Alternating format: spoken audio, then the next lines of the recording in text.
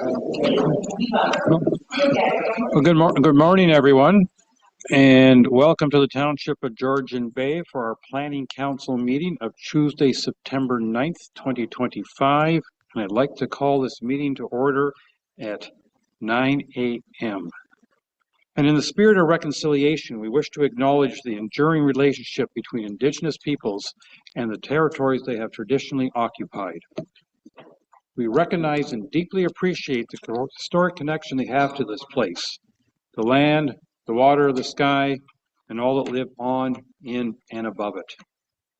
We are grateful for the opportunity to meet here, and we thank all the generations of Indigenous peoples who have taken care of this place and who continue to care for it. And we want to show our respect. Hundreds of years after the first treaties were signed, they remain relevant today. May they guide our decisions and our actions. We commit to learn, to educate, to honor sacred places, and to take action towards real truth and reconciliation. And I don't know about any of you, but I've been a little more appreciative as I wake up this morning, having been the last couple of mornings been woken up by the moon as opposed to the sun because it's so bright in the way it angles in to our bedroom, and looking out over that, and the loon calls. Oh, and they're so wonderful, and we've been enjoying two babies in our bay the last, whatever it is, couple of months maybe now, and which we haven't had the last few years, so that's been very exciting. And I'm just going to throw that in as an extra comment on the appreciation of the land around us, and thank goodness it's been taken care of for such a long time, and we got to step up and make sure we're taking care of it as well. Megwitch. Council, any declarations of a pecuniary interest or conflict of interest or any other interest of a word I can't pronounce? All right, seeing none, I understand there's no open forum, which means I'm going to break into a speech about Planning Act public meetings. This morning, there's a public meeting scheduled for one proposed zoning bylaw amendment. I will briefly summarize the procedure to be utilized for the meeting. First, the clerk will advise council as to when, how, and to whom notice of the public meeting was circulated for the proposed amendment being considered. The clerk will also advise of the appeal procedures. Next, staff will advise of the purpose and effect of the bylaw and can provide any other information that is relevant to the application, and the clerk will summarize any correspondence on file. From there, the public will have an opportunity to provide comments on the amendments being considered. Please be respectful of time and be concise with your comments. All commentators are requested to state their name and address and sign in on the sheet provided. After the public discussion, the public meeting will be closed. Council will then have an opportunity to provide comments for clarification. I now declare this meeting to be a public meeting pursuant to the Section 34 of the Planning Act to deal with the following proposed amendments, or amendment. Zoning Bylaw Amendment Z2504 for 7443 Lake Joseph Road. To our clerk.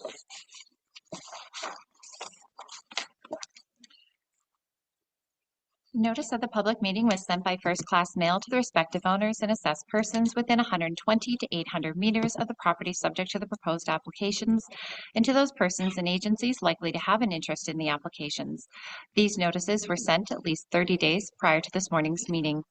Included in each notice was an explanation of the purpose and effect of the proposed applications and a key map showing the location of the properties or a description of the lands to be affected by the proposed amendments. Other relevant information may have also been provided. These circulations were all provided in accordance with the provisions of the Planning Act and the Township of Georgian Bay Official Plan.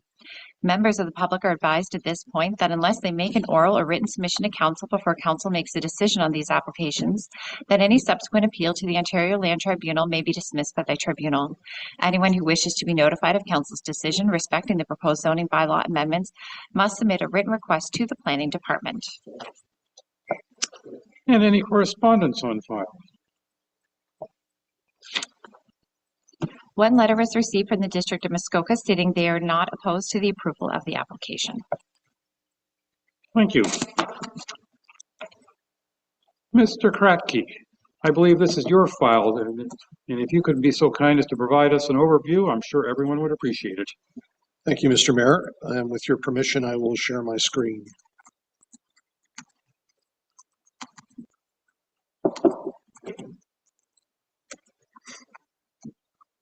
Good morning, Mayor, councilors, everyone in attendance online and here today. My name is Jeff Kratke, and I'm a registered professional planner employed by the Township of Georgian Bay. This morning, as has already been said, we're here regarding the public meeting for application number Z2504 for lands known as 7443 Lake Joseph Road. The agent for the application is Debbie Vandenacre of Planscape. And as you can see on these two maps, the lands are located in the far northeast corner of the township, very near McTier. And on this larger scaled key map, you can see the boundary of the subject lands of the rezoning application, the McTier urban area, the Highway 400, and Lake Joseph Road. Some time ago, the Committee of Adjustment considered an application to sever the lands that are now subject to the rezoning application and approved that request provisionally, subject to conditions. One of the conditions is this rezoning application. The purpose of this zoning bylaw amendment is to rezone the lands on map 35 in Schedule A of the zoning bylaw south of a provincially significant wetland from rural zone to a site-specific rural exception zone with a site-specific holding provision. Number two, to rezone the lands on the map surrounded by the PSW, of which you'll see more detail about that later, from rural to PSW. Number three, to create the RU site-specific exception zone requirements, including various measures that you can see on the screen.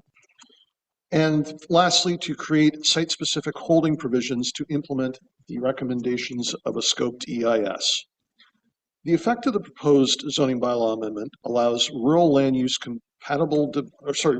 development on a new lot that is to be severed that is compatible with the PSW and adjacent land uses.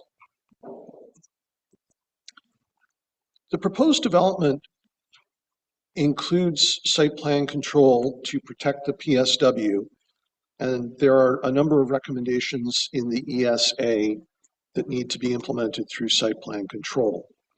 Additionally, the proposed development is supported by a planning justification report by Planscape, a mutually acceptable zoning bylaw amendment draft document, which is attachment 3B, a final EIS and wildfire assessment report by Zygoptera, and Hutchinson's peer review sign-off for that final report after considerable negotiation between the two environmental scientists. The district's official plan designates the subject lands as rural area, provincially significant wetland, and wetlands. The adjacent lands are also within the rural area, but also some of them farther to the east and southeast are waterfront area, to the east and northeast, McTier Urban Center, and of course the PSW, which is very dominant across these lands and adjacent lands. Other wetlands, moderate to high areas of archaeological potential, and active aggregate sites, approximately 430 meters to the west of the subject lands. From a mapping perspective, you can see the natural constraints on this map. The green, the darker green, is the PSW, and you can see how it definitely puts itself on the landscape. The aggregate lands, the licensed pits, are shown in this patterned hatching. The wildfire areas of concern are in the red and the green. In terms of the Georgian Bay official plan, the lands are within the rural area, which is shown in white. However, there is an overlay from one of the later appendices in the official plan, which shows that these lands are a sand and gravel resource. It also shows the stars for the licensed pits. The PSW here is shown in purple. If you look at the zoning map, you will notice that there are two areas of rural zone in the midst of the PSW. And those are the lands that this application is also proposing to rezone to provincially significant wetland, as well as concern itself with the rural zone to rural site-specific zone over the lands closer to Lake Joseph Road, south of the PSW. And this is the proposed rezoning map. It creates setbacks, which here are shown in a red line, which is the boundary that sets it back from side lot lines, Lake Joseph Road, and as well the PSW, as well as separation from an adjacent land use to ensure safety of habitable dwellings. So while a habitable dwelling would be allowed within the double crosshatched area of the zoning bylaw amendment, the single crosshatch area would also allow accessory buildings. So a detached garage, etc., could be located within the larger building envelope.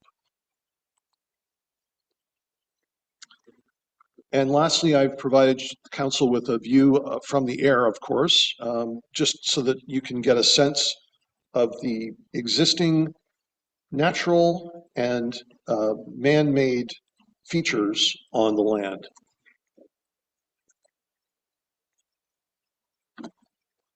So it is my recommendation today, because I am not doing any evaluation, that council accepts all information regarding this zoning bylaw amendment application number Z2504, presented at today's public meeting, refers all that information and comments to township staff for further discussion with the agent, district staff, and anyone who commented. And 3, township staff shall not schedule the next meeting of council to evaluate the application until after the comments are addressed. Thank you. Well, thank you very much. Is the applicant or agent available to comment on this, or do they wish to comment on this? And Good morning, I would. All right. I'm trying to read, and I can't quite read your name because my glasses aren't good enough. Sorry. Van den Akker? Very close. Van den Akker, yes. Thank you. Good morning. Would it be okay if I shared my screen? Please go ahead. Okay, thank you. I will do that in 1 second. So good morning. My name is Debbie Van den Akker, and I'm a planner at Planscape in Bracebridge, located at 104 Kimberley Avenue, P1L 1Z8 in Bracebridge. I am the agent for Dave Veach and Karen Fisher for this application. I just wanted to quickly take the opportunity to summarize the effect of this rezoning. I know it can appear complicated, so I just wanted to share my screen and walk through it sort of north to south for you. So this is Schedule A of the proposed zoning bylaw that hopefully everybody can see on your screen.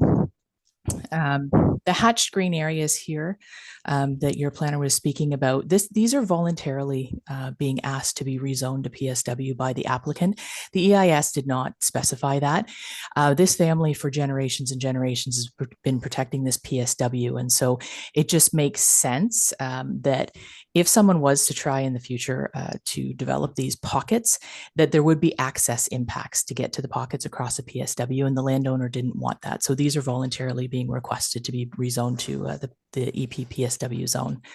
So going further south, and this is almost a 100-acre lot. It was originally a 200-acre parcel that the family has owned for generations, and so they're splitting it down that somewhat 100-acre line. And you'll see down at this corner, this is where the modest existing dwelling is. And so the consent application created this almost 100 acres on this half around the house, giving sufficient area for everybody's privacy. So in the south, this is the zone that is proposed to be rezoned from rural to rural exception with the hold and with the exception zone. So what this zoning is doing essentially is, if someone wants to develop this land in the future, and the applicant is not proposing that at all, they're simply, Karen has kids and Dave has kids, and they just want to make sure that the historical family lot has future clear ownership to it. So what this essentially will do is create setbacks from the PSW. So 120 meters is the standard. So from this line, they cannot develop within 120 meters of that. Jeff had alluded to land use compatibility. So 200 meters away from the across the road and down a little bit is the propane facility. And so the other image that Jeff had put on screen is what we know will ultimately end up being the building envelope. But what this rezoning does is if someone does intend to develop this parcel in the future, they'll need to enter into site plan agreement. They'll need to confirm that that building envelope is appropriate. So again, they're not planning to build anything. That 200-acre parcel was jointly owned, and they're just splitting it for their kids to ensure just, future ownership issues. I'm happy to answer any questions that you may have on the application. The applicant is also here if you've got any questions for him about, the historical use of the property or how his family has been protecting this land for generations now. So thank you for your time. Well, thank you very much for that additional information. We appreciate it. Are there any members of the public who wish to comment on this application? Staring at the one single member of the public who's not reacting, I'll ask if there's anybody online. Well, without anybody else reacting, then I'm turning it over to council. Council, any comments or questions with regards to this application? Councillor Jarvis, please. Thank you. Just a question, Jeff, in your presentation, page 8, I noticed something up in the very top corner, top edge. It's like a blue star, and you didn't refer to it, and I don't know what it was for.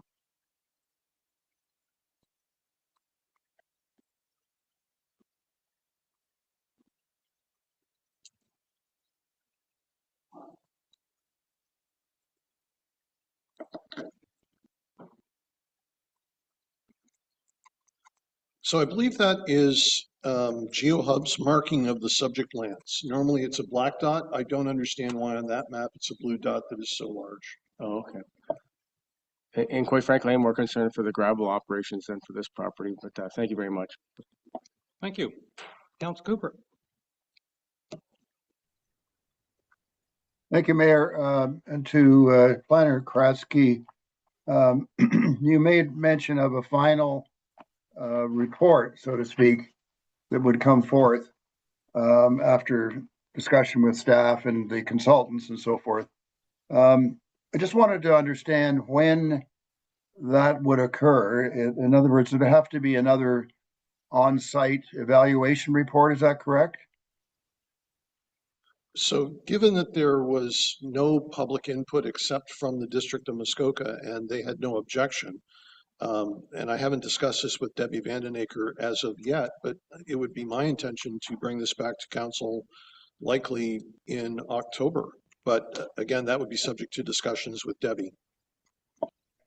So really, even if it's in October, my question is, will there be a site evaluation, another site evaluation report?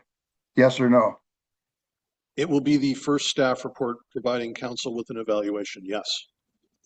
So on-site evaluation report. So I'm a little confused, Councillor Cooper. It would be the first evaluation of the application against the provincial policy statement, the Planning Act, the MOP, the GBOP, and the zoning bylaw. Perhaps Councillor Cooper is referring to the hold in the EIS that is subject to the hold that if they were to develop it. I'm speculating. Councillor Cooper, are you asking about the holding provision?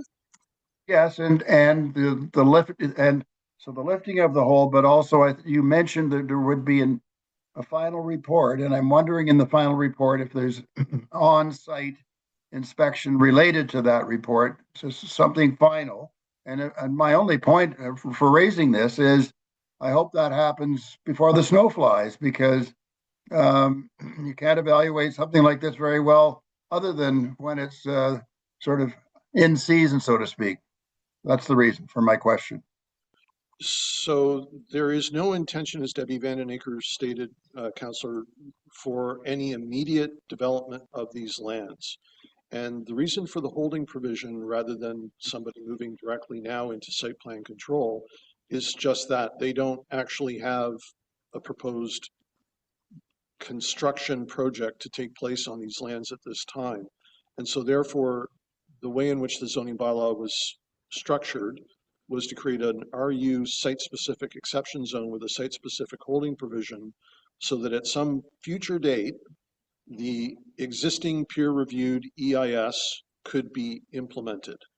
But whether that date is next year or 10 years from now or 30 years from now, we just don't know. All right, so, but we do have provisions for something when they do decide to go forward, or if they decide to go forward, correct? We have some protections in place, and that's why the hold is there. Just trying to grasp what's happening here. That's all. I'm sorry to be so thick, but no, I'm sorry to be so thick because I didn't understand your question. No, so again, if they satisfy the conditions that are required by the recommendations of this peer-reviewed environmental impact study and wildfire assessment, council would have no further recourse to debate the development application. So if the development application conformed to the zoning bylaw and satisfied the holding requirements, then it would simply be an approval for a hold removal, which again, council can't stray beyond the purpose of the holding provision. So this is the opportunity to discuss whether it is appropriate to allow a rural dwelling with associated accessory buildings on these lands. And there will be a further meeting of council to discuss a report that I would write with my recommendations. Clearly, you already have a planning justification report from Debbie Vandenaker that is very supportive. And so, and you've heard from the district that they have no objection. So that is the process. thank you. Was I the only one who was thinking Jethro Tull at some point there? Any other comments or questions? Yeah, I know. I know. You have to be of a certain age, but many of us are. All right. Moved by Councillor Bochek, seconded by Councillor Hazelton. Be it resolved that Council for the Township of Georgian Bay accepts all information regarding zoning bylaw amendment application number Z25-04 presented at the public meeting on September 9, 2025, and refers all said information and comments to Township staff for further discussion with the agent, district staff, and anyone who commented. And Township staff shall not schedule the next meeting of Council to evaluate the application until after comments are addressed. All those in favor? And that is carried. Thank you. And that ends.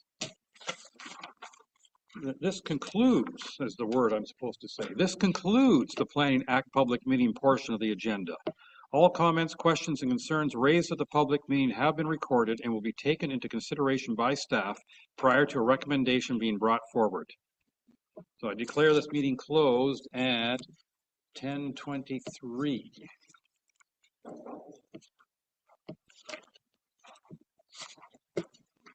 Which means we now move into planning application staff reports. Sorry. Oh, this is the blasting report. This is the first one. Okay. So I have a little speech to read prior to that. This morning there is a meeting scheduled for one blasting permit. I'll briefly summarize the procedure to be utilized for the meeting. First, the clerk will advise council as to when, how, and to whom notice of the meeting was circulated for the proposed amendments being considered. Next, staff will advise of the purpose and effect of the bylaws and provide any other information that is relevant to the application, and the clerk will summarize any correspondence on file. From there, the public will have an opportunity to provide comments on the application being considered. Please be respectful of time and be concise with your comments. All commentators are requested to state their name and address and sign in on the sheet provided. After the public discussion, council will then have an opportunity to provide comments for clarification. Council will now consider blasting permit application 25-01 for 84 Valley Road. To our clerk, please. Notice of this meeting was posted on the subject property and was sent by first-class mail to the respective owners and assessed persons up to 700 meters of the immediate site of the proposed blasting for the provisions of bylaw 2016-64. These notices were sent at least 30 days prior to this morning's meeting. Included in each notice was an explanation of the purpose and effect of the proposed applications and a key map showing the location of the properties or a description of the lands to be affected by the proposed application. Other relevant information may have been provided. Members of the public are advised this is their opportunity to provide comment on this application, as there is no appeal mechanism and the decision of council is final. Would be so kind as to carry on and talk about correspondence. I would love to. One letter was received from Kelly Nicholson, Chief Building Official, stating she is in support of the application, and one letter of support was received from Carolyn Johnson. Thank you. Ms. McCabe, I understand this is your file to give us an overview and any else that you think is relevant. It is. Thank you, Your Worship and members of council. Just one second here. I've got to be able to see my screen. There we go. I jumped ahead one too. I apologize. The property known as 84 Valley Road has been the subject of two minor variance applications. The first being minor variance file A2451, which was approved for an increase in the GFA and width of a legal non-complying dwelling to be reconstructed. Upon further review and discussion with municipal staff, it was determined that an additional variance would be required in order to locate a new sewage treatment system in the same location as existing holding tank. As a holding tank would not be supported for the redevelopment of the property, a new septic system design was established and submitted to the township for review. Blasting in the township, oops, sorry, apparently I'm jumping all over the place here. I apologize. Blasting in the township of Georgian Bay is regulated by blasting bylaw 2016-064. Notice of the council was posted on the applicant's property so that the notice may be seen prominently from the water for at least 30 consecutive days between April 1st and December 1st of the year in which the application is made. Notice was mailed at least 14 days prior to the meeting to all assessed owners of land within 700 meters of the immediate site of the proposed blasting, except some properties that are not in direct line of sight to the blasting site may be excluded from notification.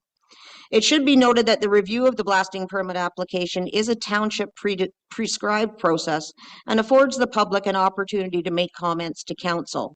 It is not a process prescribed under the Planning Act, and there are no appeal provisions included in the blasting bylaw. As of the date of council's consideration of this application, September 9th, 29 days written notice, 14 days required by the blasting bylaw was provided to the landowners, as well as within 700 meters of the subject lands. The notice sign was posted on the lands for 39 days, whereas 30 days is required by the township blasting bylaw. The proposed blasting will occur at the top of a slight slope to the lake, therefore not affecting any skyline land contours. The applicant has advised that the new blasting will allow for the new septic system to be located in the same location as the existing holding tank area and to allow the loading area of the filter bed to daylight to existing grade for proper drainage. The area identified for the sand mantle has an exposed bedrock outcrop, which is the area that will require the localized blasting. The total blasting volume is estimated to be approximately 10 cubic meters.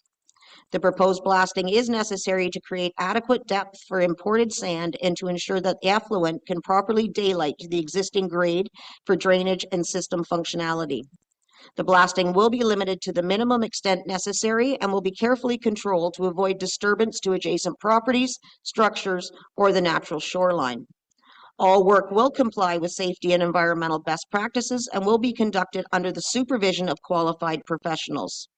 The applicant has advised that the blast material will be reused on site for landscaping or erosion control, and any excess material will be properly disposed of at a licensed facility.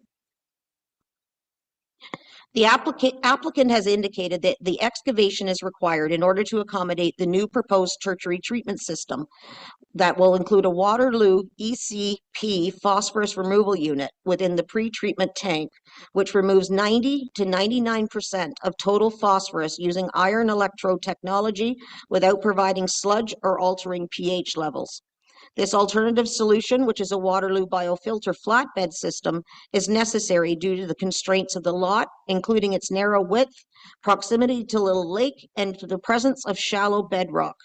Despite these challenges, the proposed design maintains full compliance with all other OBC setback requirements, including horizontal separation to the well, lake, and disposal bed clearances.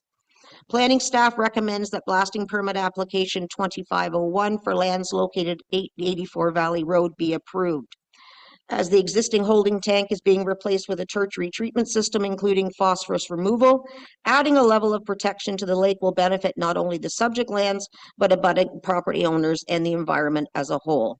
We also have in attendance today, Michelle, the engineer that is involved in this application, as well as Kaylee is here as chief building official to answer any questions regarding the system. Thank you. Which may beg the question, is the applicant or agent now wanting to make any comments? And you know the routine.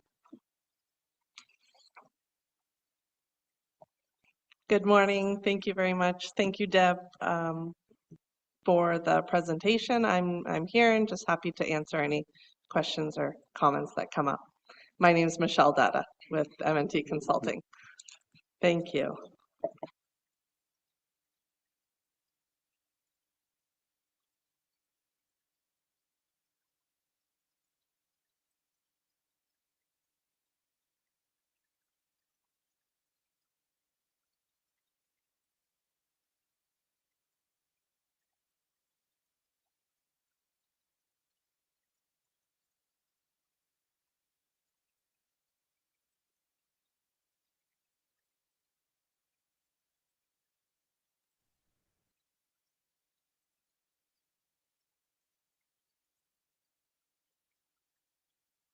Through the mayor, I believe that it's a dynamite blast with just a minimal blast, but I would need to confirm that.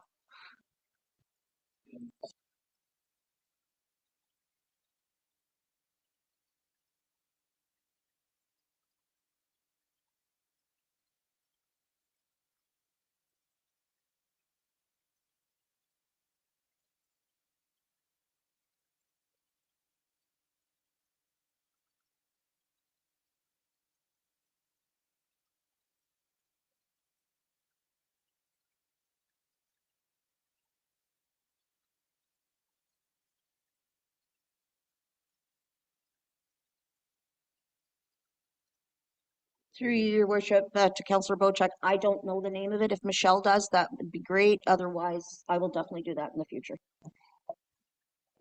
Thank you. The contractor we've been working with is Morton Construction, but the actual blast subcontractor, I'm not aware, but could definitely get that information to staff.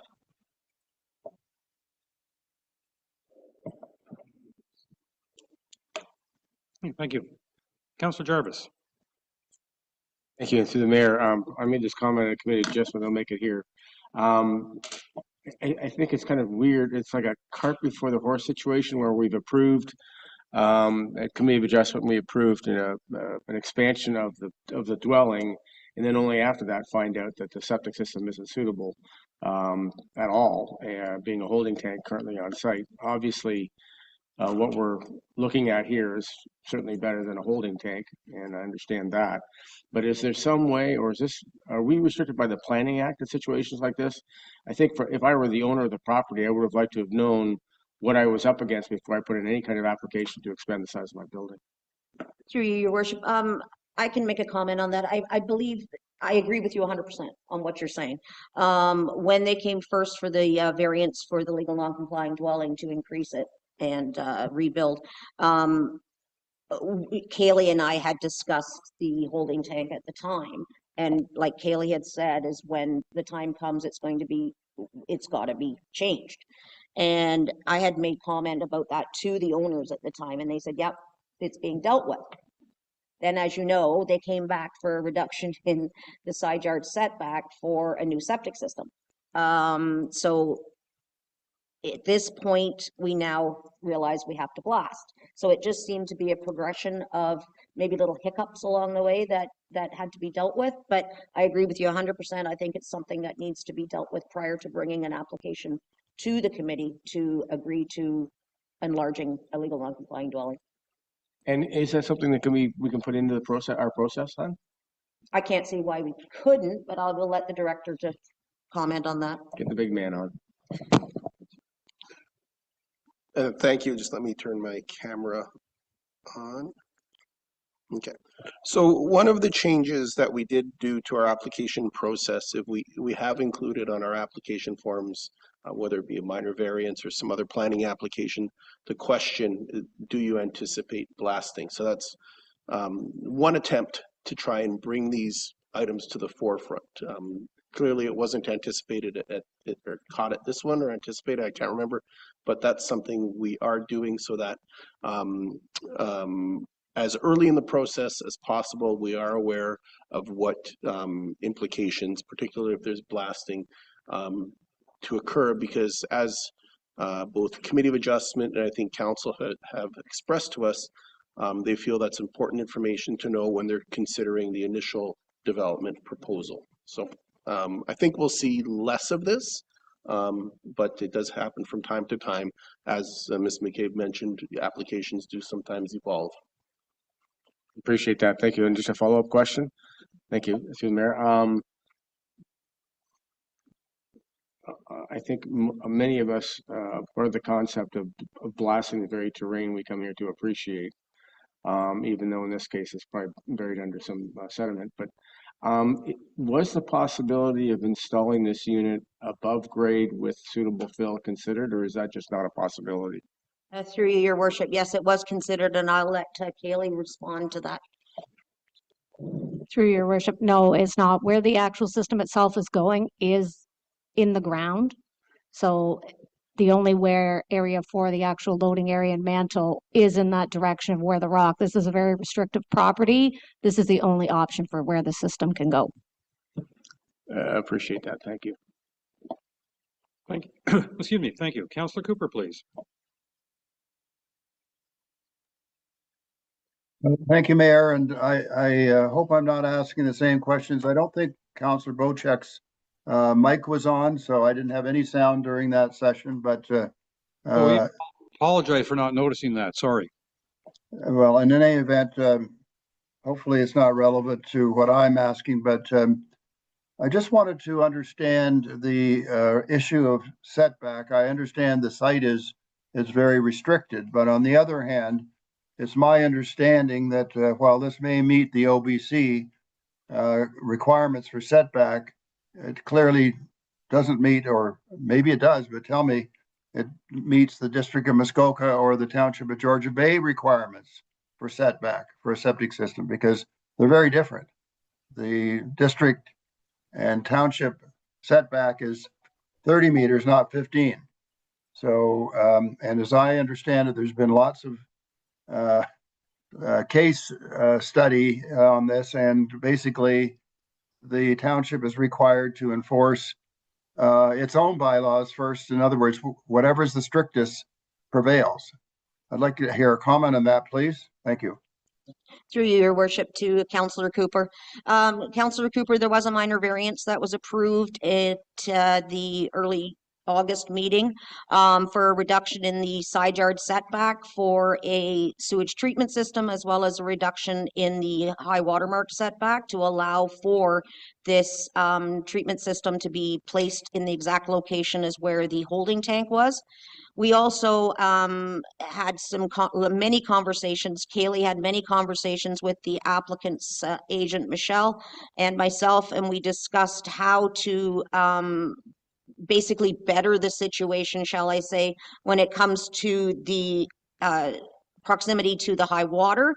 And that's why a phosphorus reduction system has been incorporated into the design. And so from a planning perspective, they have a variance approved to locate it where it is, as well as Kaylee is satisfied from an OBC perspective in regards to the placement of it.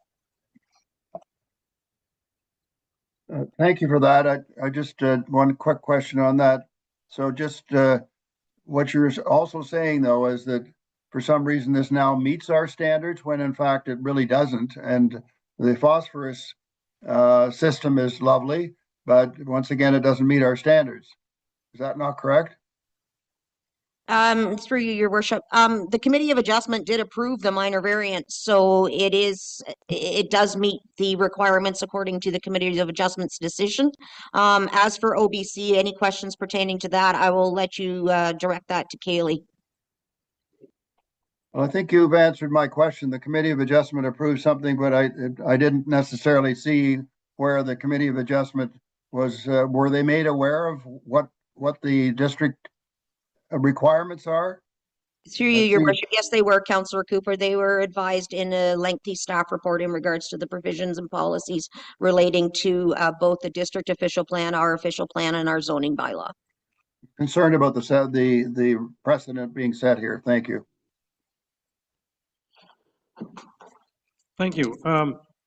Councillor Predko, please. Thank you, and through you, Chair.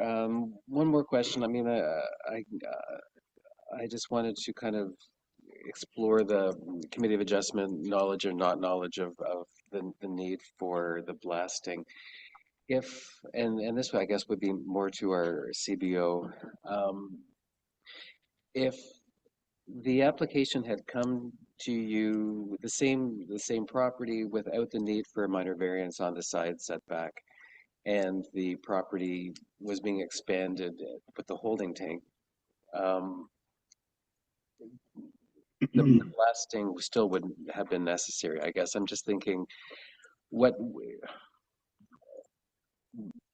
kind of knowledge would the Committee of Adjustment have been privy to that would have made a difference one way or another? I mean, where we are today. I mean, there's if these people are doing an addition on their cottage, you would still be saying they need to remove the holding tank, and they would still need to be putting in a septic bed, and we would still be blasting, I guess is my point. So through the mayor to Councillor Predko. So yes, holding tank provisions are, you're not allowed to expand on a holding tank. There's certain provisions in the building code because the province doesn't want them. So the only way to replace the building that they were doing, it needed an increase, was to increase the septic, to install a class 4 septic system, or they would have had to downsize the cottage. This was all part of the discussions ahead of time. It went forward. I don't see any issue with this. The blasting is going to be covered. You're not going to see it. It's going to now, instead of a piece of property with a rock outcrop in front of it, it's now going to be flat. And it's going to have the area it's being imported to have, the loading area in the mantle for rocks. So it's actually going to have an expanded size of a loading area, which is fantastic, with the phosphorus system in that's being added, as per which I think is a requirement for minor variances under our official plans. If you are asking for that, this is what they want, is phosphorus reduction, which the applicant has done and done very well. That I can see nothing wrong with this application. Okay. Yep. Thank you. I mean, I know we did discuss that at the Committee of Adjustment as well, but just trying to look at if this was still coming to us today, we would still be here talking about the same thing. Okay. Thank you. Thank you. I just have a question. Oh, Director Whitliff, I'll let you go before me. Thank you, Mr. Mayor. And I think Councillor Predko mentioned it, but I just wanted to be clear for the rest of council that the Committee of Adjustment, when they considered the minor variance for the reduced setbacks for the septic system, was aware of the blasting application. That formed part of that staff report. So that's not a surprise. It's just we're following through on the rest of the process because, as Ms. McCabe mentioned, minor variance applications and blasting permit applications go to different bodies. Blasting permits go to council. I'm afraid I have a question out of relative ignorance, because I think I know the answer, but I'm going to ask it anyway. Blasting. If it's a chemical thing where you're drilling a few holes and watching things expand versus dynamite, is the application still required? And is there I'll call it a minimum amount of blasting, I'll call it chemically, that doesn't require a blasting permit, or is it all under the same umbrella application-wise? Through the mayor, no, I believe it's only based on size, not how it's done, from my understanding. Okay. Just being curious, because it's quite different when somebody's drilling a few holes versus somebody's having to honk that horn and you hear a big boom, which is happening around the corner from me this week. And so that's why I just, we don't scale our application process based on the size of the job, basically. It's just location. And it's only within the first 66 feet. After that, there's no blasting permit required. Yeah, okay. Thank you very much. Council, any other comments or questions, or shall I read the motion? Seeing no reactions, I'm going to have moved by Councillor Cooper. Councillor Graziano hasn't joined us yet. So I will then say moved by Councillor Cooper, seconded by Councillor Bocek. Be it resolved that Council consider the provisions of blasting bylaw 2016-064 and any public comments received before and during the meeting of Planning Council held on September 9, 2025, and that the blasting permit application 25-01 for Breckenridge for lands located at 84 Valley Road be approved, and that the applicant and municipal law enforcement staff be advised of Council decision under the Director of Planning's signature. All those in favor? And that is carried. Thank you very much. Okay. And now we're going to official plan amendment 025-01 and zoning bylaw amendment Z25-03 for 68 Forest Lane. And if I zip down here, this is not a public meeting. This is a staff report. And according to my notes, that is Mr. Donaldson and Ms. Wanforth. So I think I have to say to our planning department, please. Thank you, and through you, Your Worship. The subject lands are located in the southwest end of 6 Mile Lake, between 6 Mile Lake Provincial Park and Whites Falls Road. The lot has an area of 3,351 square meters and a frontage of 52.67 meters. The lands are developed with 2 detached dwellings, a dock, and multiple accessory buildings. The applicant is proposing to remove the privies and sheds, as well as to relocate the sauna to comply with the zoning bylaw. Mature trees are scattered throughout the property that generally screen the development. The lands are currently zoned 6 Mile Lake Residential, which permits a detached dwelling and accessory buildings thereto. The applicant is proposing to rezone the subject land from 6 Mile Lake Residential Zone to a 6 Mile Lake Residential Exception Zone, which will facilitate the conversion of the second detached dwelling into a sleeping cabin. As shown in the table on screen, the sleeping cabin requires the following relief from the zoning bylaw. The building has a setback of 1.31 meters to the nearest side lot line, whereas a sleeping cabin is required to have a minimum side yard setback of 5 meters. The building has a gross floor area of 72.37 square meters, whereas sleeping cabins are permitted to have a maximum gross floor area of 56 square meters. The building has a height of 5.4 meters, whereas sleeping cabins are limited to a height of 4.5 meters, and the building has a front yard setback of 11.2 meters, whereas sleeping cabins are subject to a minimum front yard setback of 20 meters. The applicant has since revised the proposal, removing the upper story loft space that is not permitted within a sleeping cabin. The updated plans reduce the area within the sloping roof to attic storage only. Access to this area has been changed from stairs to an attic hatch and ladder. Therefore, the gross floor area of the sleeping cabin has been reduced from the original 85 square meters to 72.37 square meters. The purpose of the official plan amendment request is to establish a site-specific policy to permit a sleeping cabin within the 20-meter front yard. As a reminder, both the zoning bylaw amendment requests and the official plan amendment requests concern only Cottage 2 as outlined in red. Cottage 1, located south of Cottage 2, will be retained as a detached dwelling on the property. Please note that labeling each building as Cottage 1 or 2 is solely for the purpose of distinguishing between the 2 buildings and does not represent their intended use. The subject property fronts onto an area of 6 Mile Lake deemed a narrow water body. Development shall not be permitted on a narrow water body where the effect of accessory structures would create hazard to navigation. The proposed change of use to the sleeping cabin will not create any change to the shoreline area or create any hazard to navigation. Subject property fronts onto a Type 2 fish habitat. are recognized by the Ministry of Natural Resources as being important, but not critical as moderately sensitive to development. The proposed development, however, will maintain the existing setback of 11.26 meters from the shoreline and will not cause any alteration to the natural shoreline area. The character of 6 Mile Lake waterfront community is of a residential community composed of distinct neighborhoods focused on various basins of the lake. The visual impact of the development from the water is an important parameter to maintaining the character of the lake. This waterfront community recognizes the size and number of sleeping cabins on a lot affects the intensity of use on the property. Where practical, sleeping cabins shall be screened from the lake and natural buffering may be required to ensure that the proposed use is compatible with surrounding uses or to ensure that the aesthetic quality of the site is maintained. The applicant is proposing to plant a vegetation visual barrier between the proposed sleeping cabin and the shoreline, overall lessening the visual impact of the existing development. This requirement will be included in the site plan agreement, which is to be registered on title. The subject property is designated waterfront under the District of Muskoka official plan. The official plan states that waterfront area shall include year-round, low-density, single-unit residential development. Natural form and function should be the predominant characteristic of the landscape, with the maintenance of the shoreline of lakes and rivers being key to preserving the quality of the natural cultural heritage of Muskoka.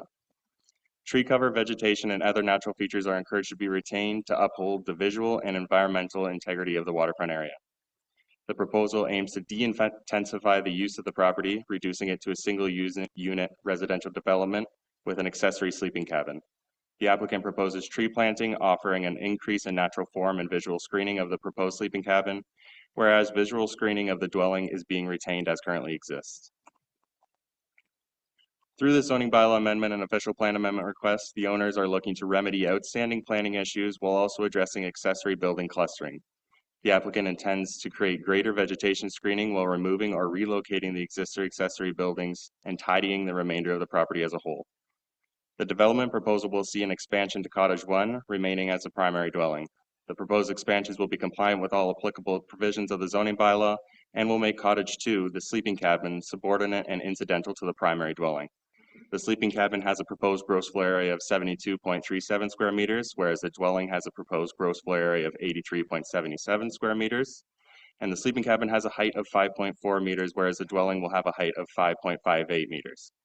Given the reduction in accessory buildings and the creation of vegetation screening, the overall visual massing of built form from the water will be significantly reduced, offering a return to natural form being the predominant feature of this property. Overall, with the reduction of the loft area, maintenance and creation of shoreline vegetation buffers, and the entrance into a site plan agreement with the township, the proposed development will result in a site design that meets the intent of the Township of Georgian Bay and District of Muskoka official plans. Planning staff have completed a detailed analysis of the application and are recommending that council approve zoning bylaw amendment application Z25-03 and official plan amendment O25-01, subject to the resolution displayed on screen. Thank you. Thank you very much. Councilor Bochek, please. Thank you, and through you, Mayor. In your page that shows Cottage 1 and Cottage 2, and Cottage 2 is to become a sleeping cabin, you gave us the area in meters without having a calculator in front of me. Do you know what the square footage of that sleeping cabin would be? Because that's what I relate to my age. Because you're old enough to know Jethro Tull. Yeah. 755? Oh, okay. I got my answer here at the council table. Yeah, thank you very much. Councilor Jarvis. Yeah, I remember Jethro Tull well. This is legal non-conforming currently, correct? Have I got that right? No, so one of the buildings is legal non-conforming. I didn't use my mic. He says it is. No. Okay, try this. This one. Okay, now. Testing.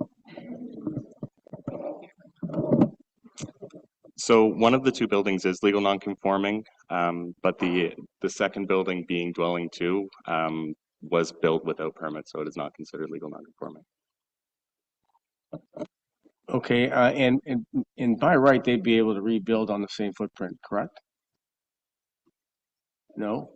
No, if it was legal non-conforming, by right they would, but in this case, again, they're establishing the site-specific zone to allow for it to remain where it is. Interesting, okay. The design element of the cabin includes a dormer in that attic space, which is now going to be considered storage space based on what they've done with staircase. I think that's kind of an interesting observation in and of itself, but I guess that's just part of the design element. And in order for that attic space not to be included as floor space, was the requirement of removing the staircase the only thing necessary for that floor space to be removed from the GFA? Both removing the staircase and identifying it as attic space, as our definition of gross floor area does not consider attic space as being part of gross floor area. So they could have kept the staircase and just designated it as attic space, correct? Not necessarily. In that case, we would have questioned the intended use of the space if there's a full-time stair access, in this case with a hatch and ladder. Its intended use appears to be an attic space. I appreciate that. I'm just thinking of any future applications. Appreciate the comments. Thank you. Thank you. Any other, Councillor Pedko? Thank you. And to the planner, just could you clarify if you know the age of the cottage 2? It must predate the zoning bylaw, but the concern is that it's without permit.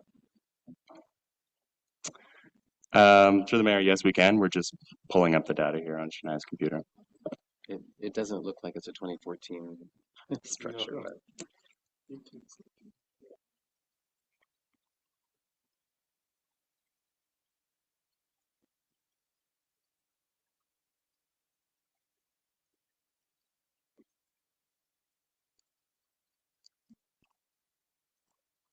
Through the mayor, 1975 was the date of construction.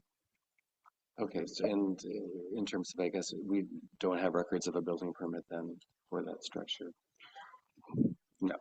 It would have been out of Bracebridge at that point, Okay, I think. okay, so yeah, so I guess in terms of, when you were saying that it was built without a permit, Yeah. it was built without, proper approval, I guess. Through the mayor, it was built without a permit, and at the time, the zoning bylaw 71 existed, which still did not allow for 2 detached dwellings, so it was still considered illegal at that time. Okay, thank you. That's kind of where I was trying to figure Yeah. Don't get me starting to sing because that would turn everybody going the wrong way. Any other comments on this? It's quite an unusual situation in many ways, but I think in my mind, it makes sense to not tear down the building and when it's already, the footprint's been there for 50 years. But I'm going to read the motion and we'll see whether it carries. Moved by Councillor Predko, seconded by Councillor Jarvis. Be it resolved that the Council enacts bylaw 2025-062, being a bylaw to adopt official plan amendment number 25 or 025-01, to further amend the Township of Georgian Bay's official plan by adding site-specific policy F.5.9.9.3 to permit a sleeping cabin in the required shoreline or front yard setback as defined by the Township zoning bylaw on the lands municipally known as 68 Forest Lane. And that the bylaw 2025-062 adopting official plan amendment number 25 be forwarded to the District of Muskoka for approval. And that Council enacts bylaw 2025-063 being a zoning bylaw amendment Z25-03 to further amend zoning bylaw 2014-75 by rezoning the property municipally known as 68 Forest Lane from 6 Mile Lake Residential or SR6 zone to a 6 Mile Lake Residential exception SR6-66, and that the owner apply for and obtain site plan approval from the Township of Georgian Bay, including, if required, the execution and registration of a site plan agreement against the title of the lands. All those in favor? 1, 2, 3, 4. And that looks like everybody's voting in favor. That is carried. Thank you very much. And now we're going to go, I believe, to Mr. Kratky for an update on the impact information and 6 Mile Lake dwelling size and zoning bylaw amendment project plan update. Sir. Thank you, Mr. Mayor, and I'm going to try this microphone that I've rebooted. Is it working? With your permission, I will share my screen.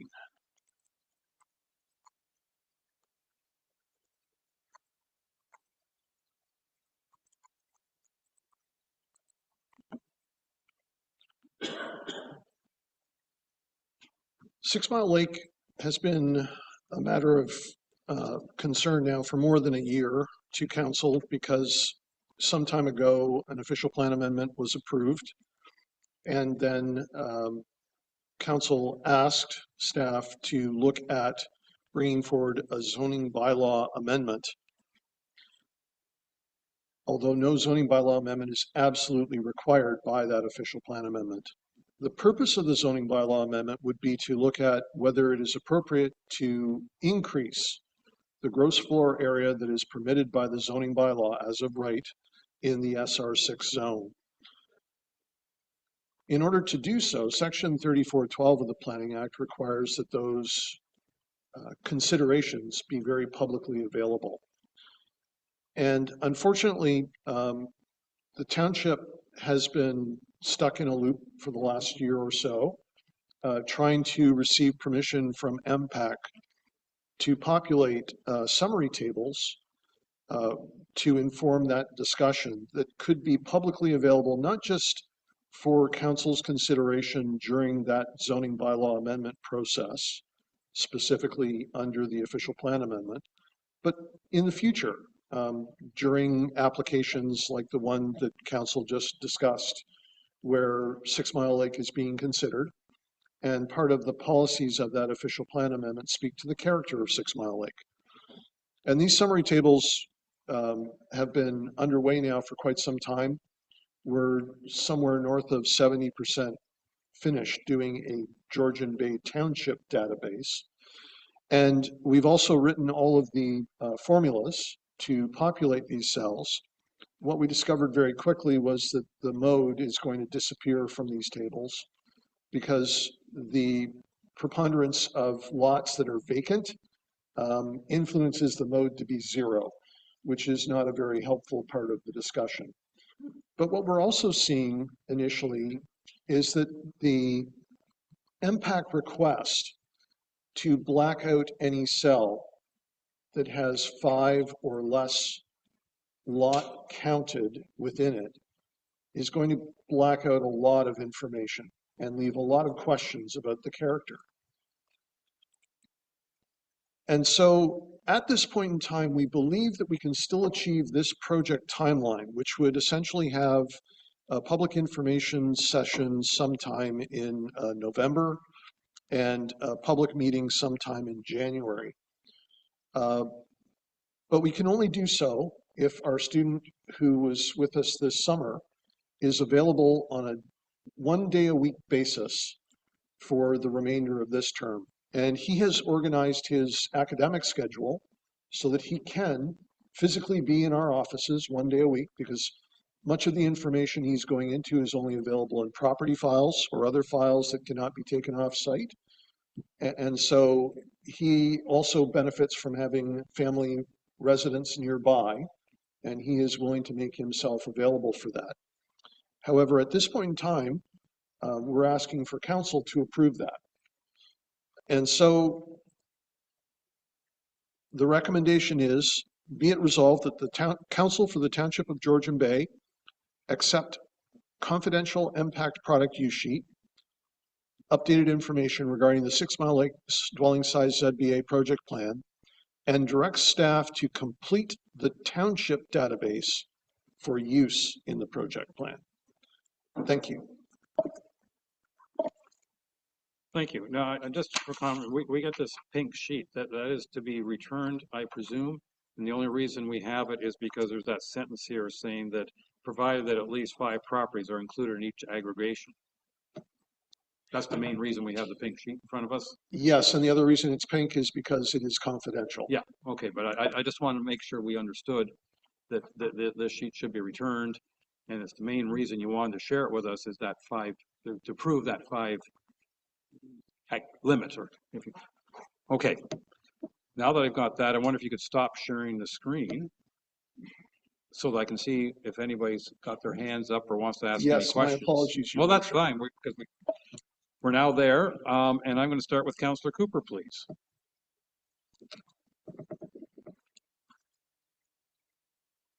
Oh, thank you, Mayor. I just have one question. I'm a little bit perplexed with this whole impact inability issue, but or it sounds like a lot of the information that I think you're looking for is available through the District of Muskoka and the GeoHub, is it not? I've seen tons of information from them, and I've had them compile all sorts of data over the years, and they know the size of the buildings and things like that. So I'm just curious as to why we need impact information. So the District of Muskoka has a number of ways to obtain information from its GIS system. And GeoHub, of course, is just the web expression of that system. But the most easy way for the district to obtain that information is from the impact data, which in fact populates a lot of what GeoHub includes. That being said, the public-facing parts of GeoHub do not include that impact data. The district can, through Esri's GIS system, make analyses of aerial photography that would not be as accurate as building permit information, which again, the impact database is based upon building permits. And so it should be more accurate than photographic analysis.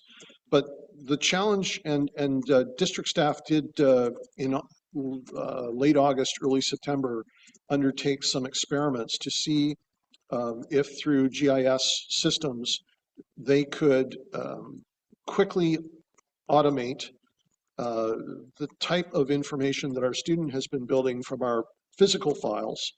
And they found that the challenge with the LiDAR information in building height could not be overcome because the LiDAR cannot distinguish between a tree that goes out over top of a building and the roof of that building. Additionally, the other main challenge for building height and other things using LiDAR and GIS interpretation had to do with the fact that the LiDAR doesn't include the elevation of the ground, and so they would have to also define the elevation of the ground. So that it became clear that the most efficient way and the quickest way for us to give the answers we need to provide during a zoning bylaw amendment process was through the completion of this Georgian Bay Township database, which again will not be as all-inclusive as the impact database, which predates the township's existence, but in many respects may be more accurate where the information is present, because we've found that some of the impact front lot lines, for example, are mistakenly on the roads. The impact data also measures frontage differently from our zoning bylaw. Our zoning bylaw measures it in a straight line, whereas impact measures it along the shoreline. So there's a lot of differences in the data that actually lead me to believe that what we would be bringing forward, while biased towards the existence of the township, so it would ignore very, very old dwellings that have not been rebuilt or reconstructed in any way, shape, or form. But the bias in that respect would be far less than the bias that might be introduced through the impact information. And so again, given the fact that we've got blackouts, which will leave a lot of questions, together with better quality data, leads me to believe that for the nominal cost which is still unclear, that council is best to authorize us to proceed with the Georgian Bay Township database. All right, thank you. Any other comments or questions? Mayor, I wasn't quite finished. I'm sorry. My apologies, Council Cooper.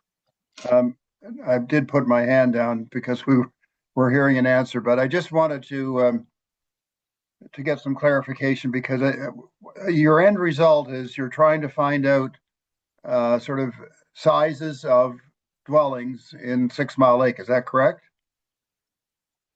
We're trying to understand the current nature of that. And what's really useful with the two averages, the mean average and the median average, is that we're seeing a very strong correlation between those two, which is good.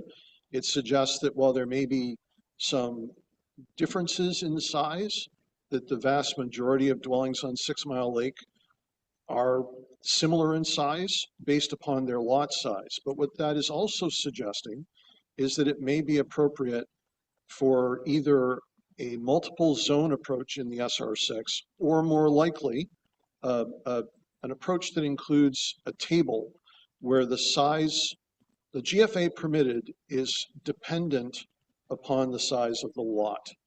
And so there would be more GFA permitted the larger the lot size.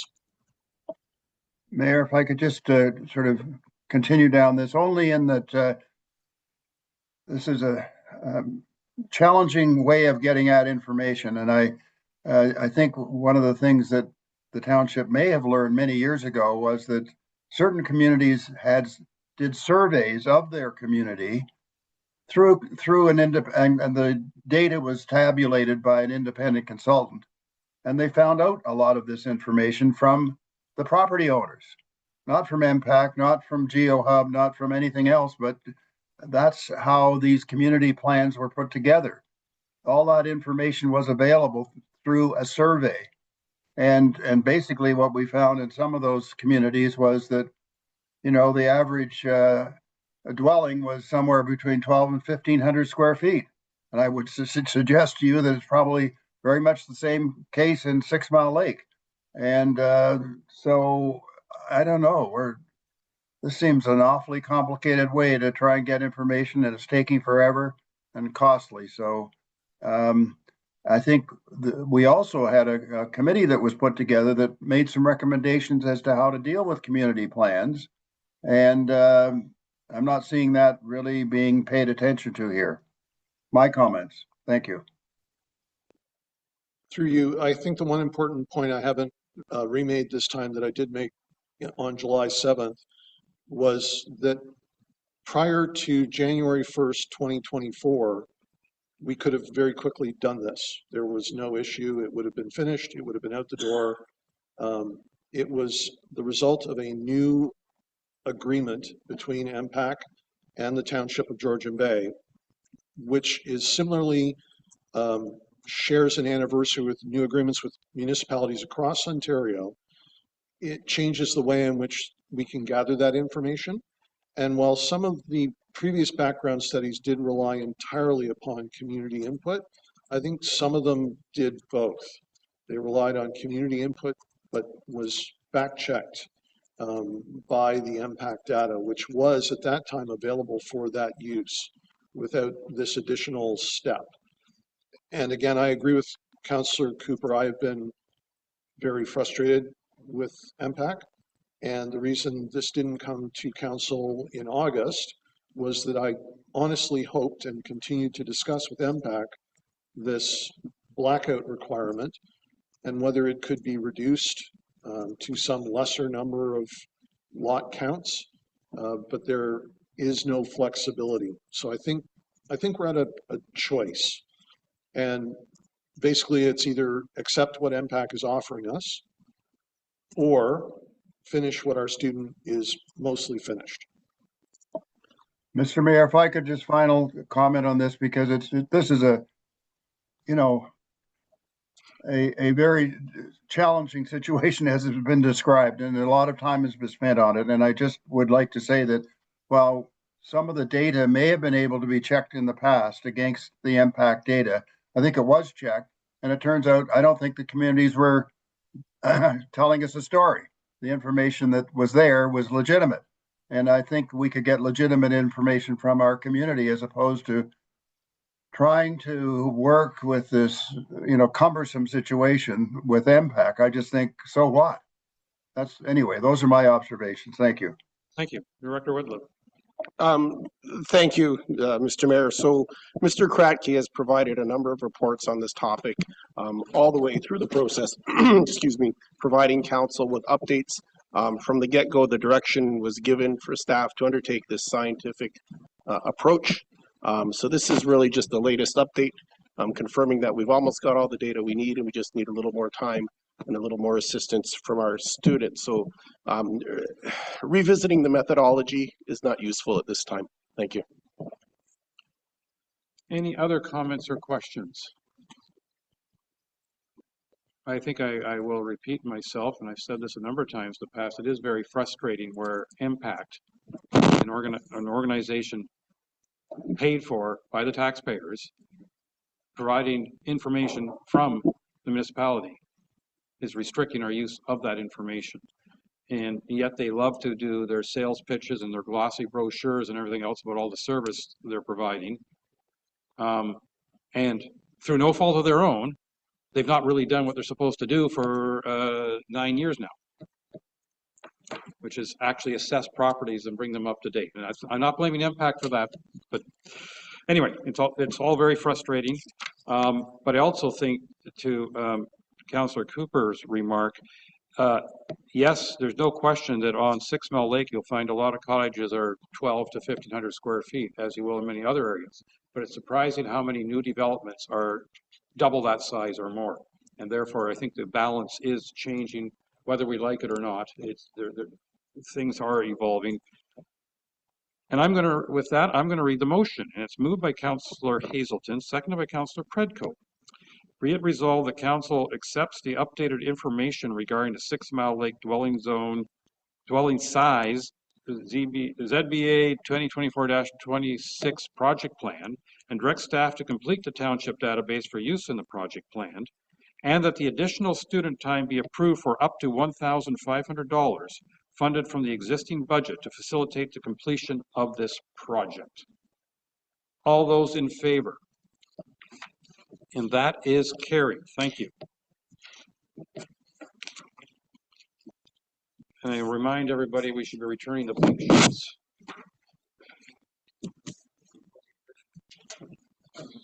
No, you won't. I have moved by Councillor Hazelton, seconded by Councillor Bochek. Be it resolved that the Planning Council adopts bylaw 2025-064 to confirm the proceedings of the September 9, 2025 council meeting. All those in favor? And that is carried. Moved by Councillor Jarvis, second by Councillor Predko. Be it resolved that the Planning Council does now adjourn at 10:17 a.m. Well, because I had a P here, until October 7th, 2025 at 9 a.m. or at the call of the chair. All those in favor? And we are adjourned. And I'm going to suggest that we start the committee of the whole meeting at 10:30 if that works for everybody. All right. Thank you.